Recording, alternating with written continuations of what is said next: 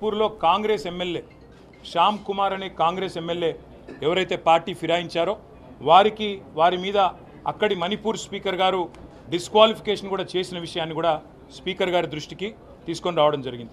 ఇక్కడ జరిగిన ఉదంతం కూడా ఈ 10 మందిది కూడా సేమ్ ఇన్స్టెన్స్ కాబట్టి మీరు ఆల్రెడీ ఒక కవర్డ్ సుప్రీంకోర్టు జడ్జిమెంట్లో ఉన్నారు.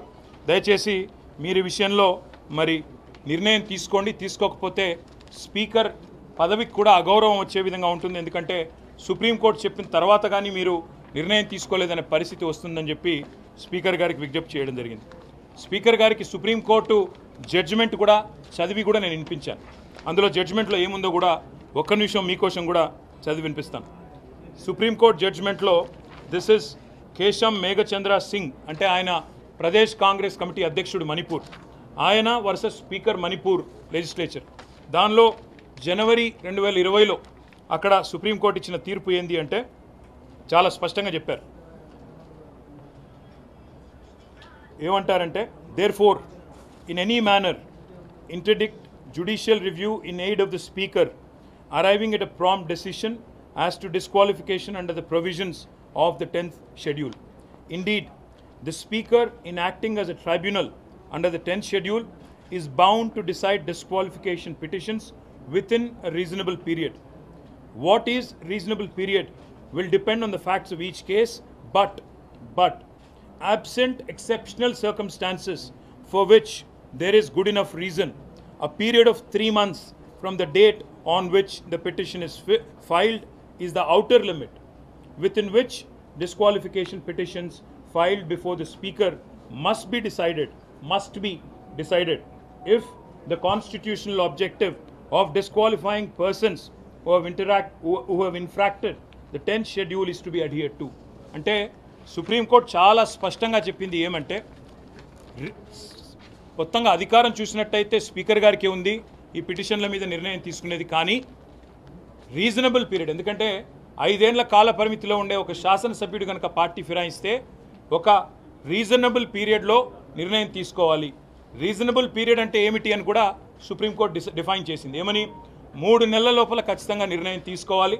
తీసుకోకపోతే ఏం జరుగుతుంది అంటే మణిపూర్లో ఏ రకంగానైతే సుప్రీంకోర్టు ఇంటర్వ్యూన్ అయ్యి స్పీకర్కి ఆదేశం ఇచ్చిందో 3 నెలల్లో నిర్ణయం తీసుకోలేదు మీరు మేము చెప్పిన విధంగా, కాబట్టి మీరు రాబోయే వారం రోజుల్లో నిర్ణయం తీసుకోండి అంటూ స్పీకర్కు కఠినంగా ఆదేశం ఇస్తే ఆ వారం రోజుల్లోనే ఆ వ్యక్తి డిస్క్వాలిఫై అయినారు.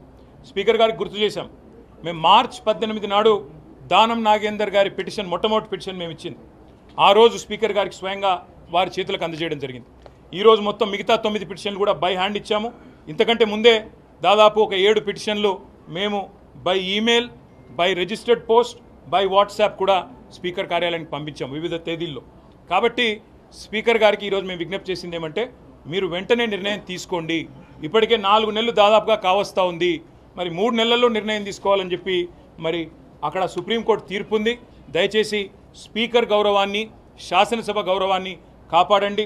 సుప్రీంకోర్టు మీకు డైరెక్షన్ ఇచ్చే పరిస్థితి తెచ్చుకోవద్దు అంటూ కూడా స్పీకర్ గారిని మేము అభ్యర్థించడం జరిగింది. నేను తప్పకుండా పరిశీలిస్తానని చెప్పి స్పీకర్ గారు అన్నారు. ఇంకా వారికి చాలా విషయాలు కూడా చెప్పినాం.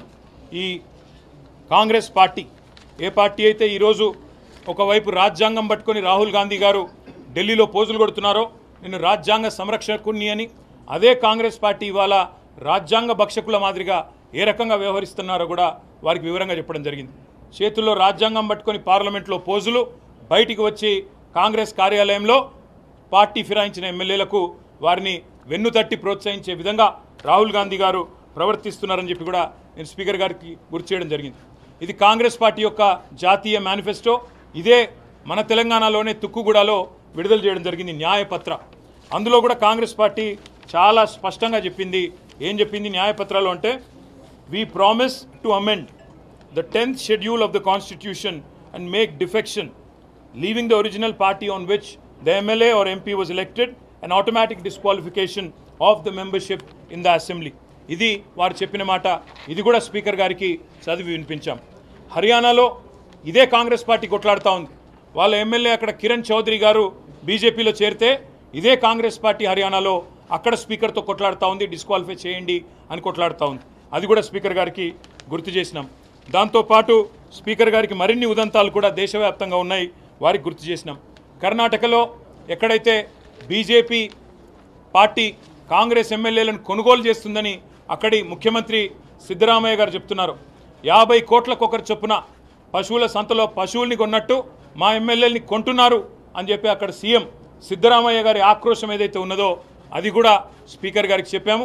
మీరు ఇలాంటివి అనుమతిస్తే ఇలాంటి వాటిని పరోక్షంగా మీరు పట్టించుకోకపోతే పరోక్షంగా ప్రోత్సహించినట్టే అవుతుందని చెప్పి కూడా వారికి చెప్పాం.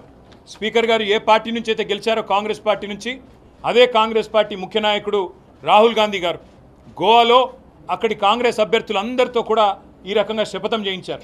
మేము ఎవరెవరైతే బీఫామ్ తీసుకుంటున్నామో మేము పార్టీ ఫిరాయించము అని చెప్పి శపథాలు చేసిన వైనాన్ని కూడా వారికి గుర్తు చేసినాం. అదేవిధంగా మొన్న జరిగిన హిమాచల్ ప్రదేశ్లో జరిగిన రాజ్యసభ ఎన్నికల్లో 6 కాంగ్రెస్ ఎమ్మెల్యేలు బీజేపీ అభ్యర్థికి ఓటేశారు రాజ్యసభ ఎంపీ అభ్యర్థిగా. అక్కడ అసెంబ్లీ స్పీకర్ గారు డిస్క్వాలిఫై చేస్తే వారు దాన్ని సవాల్ చేస్తూ సుప్రీంకోర్టుకు పోయారు. సుప్రీంకోర్టు ఆ విషయంలో మేము అడ్డురాము, స్టే ఇవ్వము, స్పీకర్ గారు చేసింది కరెక్టే అని చెప్పి సుప్రీంకోర్టు కూడా హిమాచల్ ప్రదేశ్లో తీర్పిచ్చింది. పార్టీ ఫిరాయింపుల విషయంలో సుప్రీంకోర్టు చాలా సీరియస్గా ఉందనే విషయాన్ని కూడా వారికి చెప్పాము. ఇంకా మహారాష్ట్రలో కూడా జరుగుతున్న విషయాలు కూడా చెప్పాము. ఇదంతా స్పీకర్ గారికి చెప్పి మేము వారికి చెప్పిందల్లా ఏమంటే సుప్రీంకోర్టు నిబంధనలు క్లియర్గా ఉన్నాయి, మీకు కాపీ కూడా ఇస్తున్నాం సార్, మిమ్మల్ని కొంతమంది తప్పుదోవ పట్టిస్తున్నారు, ఏమీ కాదని, మీరు ఏ నిర్ణయం తీసుకోకున్నా ఇబ్బంది రాదని, మీకే కలంకము రాదని చెప్పి కొంతమంది చెప్తా ఉన్నారు. వారిని స్పీకర్ గారిని మేము అభినందించాం కూడా. మన స్పీకర్ గారు ఒక దగ్గర ఒక యూట్యూబ్ ఛానల్కి ఇచ్చిన ఇంటర్వ్యూలో చాలా స్పష్టంగా చెప్పారు, నేనైతే వ్యక్తిగతంగా పార్టీ ఫిరాయింపులకు నాకు ఇష్టం లేదు, ఒక పార్టీ మీద గెలిచిన వాళ్ళు ఇంకో పార్టీకి పోవడం అనేది అనైతికం అని స్పీకర్ గారు ఏదైతే మాట్లాడారో మేము అభినందించాం. కానీ మాటలతోనే ఆగిపోకుండా మీరు వెంటనే మరి కార్యక్రమం కూడా కార్యాచరణ కూడా ప్రారంభించి ఈ 10 మందిని కూడా అనర్హులుగా ప్రకటించి ప్రజాక్షేత్రంలో వారి బలాన్ని రుజువు చేసుకునే విధంగా స్పీకర్ గారు నిర్ణయం తీసుకోవాలని చెప్పి కూడా కోరాము. నేను